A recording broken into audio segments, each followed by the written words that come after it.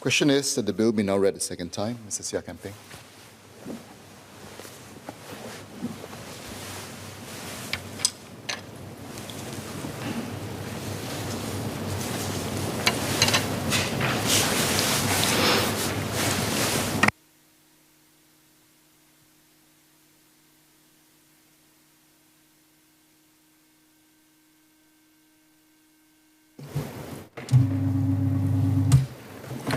Mr. Speaker, sir, today's debate follows your own moving of the bill in 2016.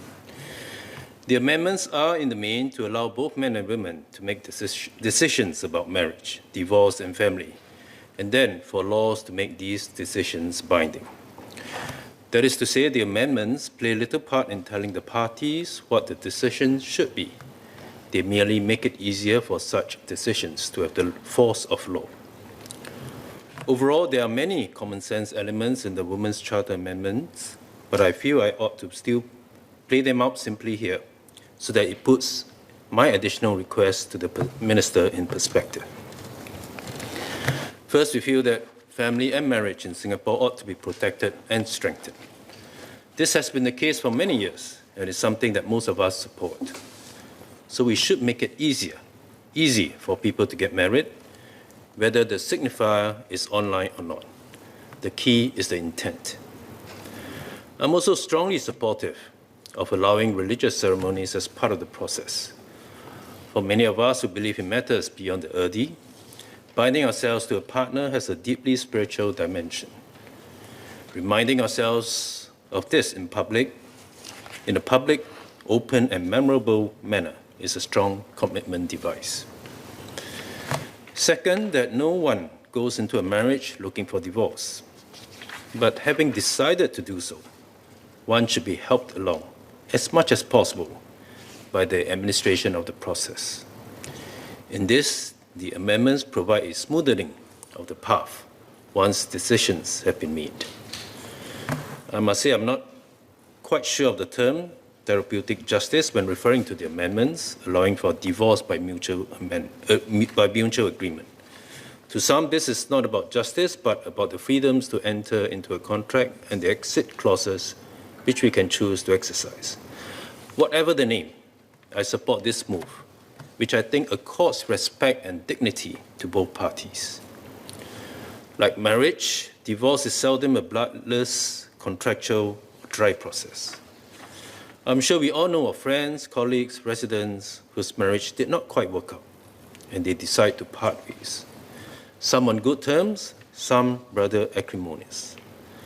Whatever the case, while we cannot take the emotions out of it entirely, we can and we should reduce the bureaucratic pain as much as possible.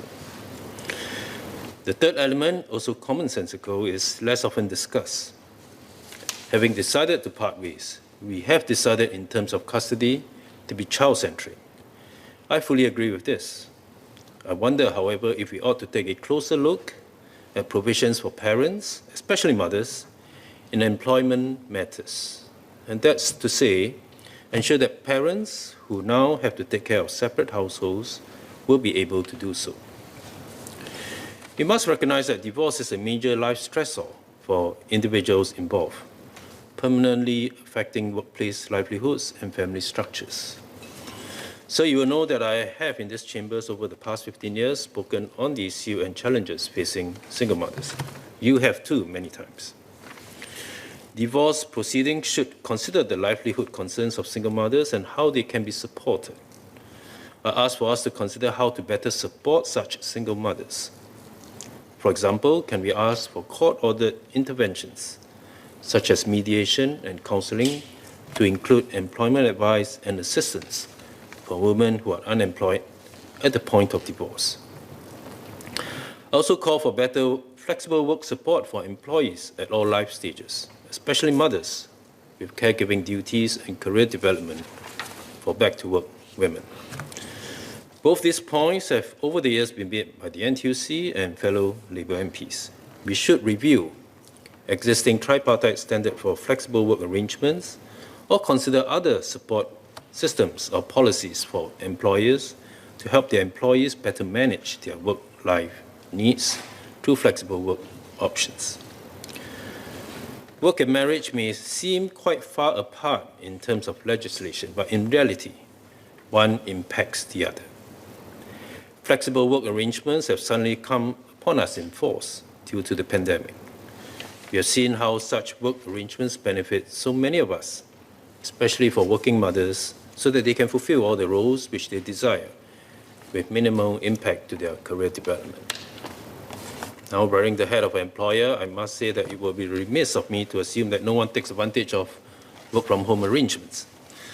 I think all of us have seen the very small minority who could be not working from home, but Skyping from home.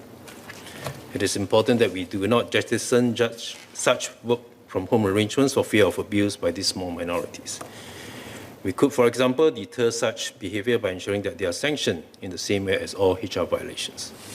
After all, this is COVID-19, and we are already in 2022.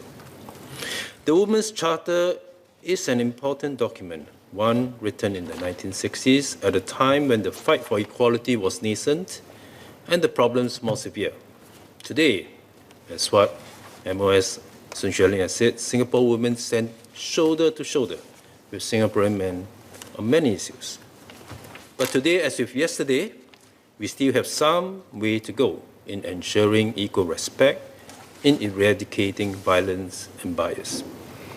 So I ask the Minister to consider that there was support for work with dignity and in a fulfilling job as single parents, that this be written into the amendment so as to allow each and every one of us, men and women, to live fully whatever life choices we make.